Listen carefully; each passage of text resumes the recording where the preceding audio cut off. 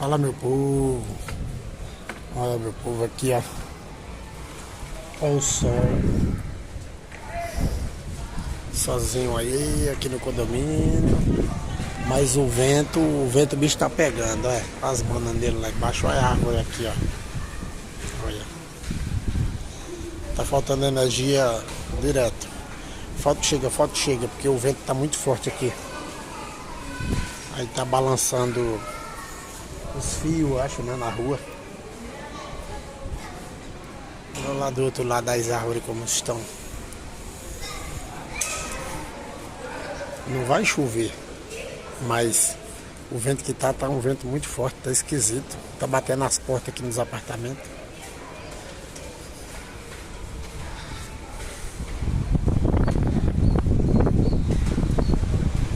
Olha lá, ó.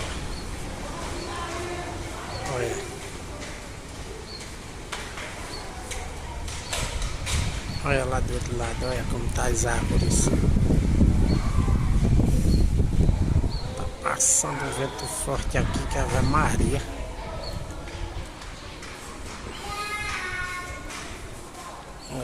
Hoje o bicho tá pegando. A natureza tá ficando brava. Daqui pra noite vai acontecer alguma coisa, porque o céu tá assim, ó, azul. Tá vendo? O céu tá azul. Só tem umas nuvenzinhas brancas, mas tá ventando demais.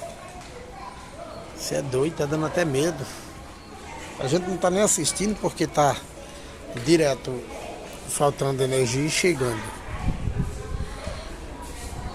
Olha as árvores lá, ó, em cima das casas lá, ó. Como é que tá, ó.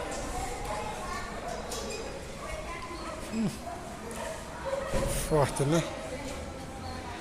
Isso é louco, rapaz. Tá muito forte. Chega, fica zoando, fazendo zoada. Tá complicado.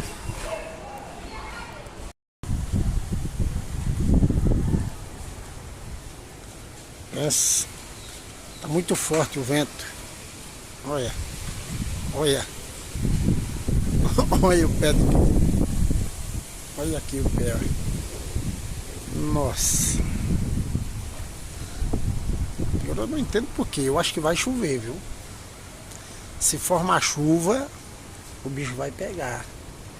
Aqui é assim quando forma chuva. Aqui é São Paulo.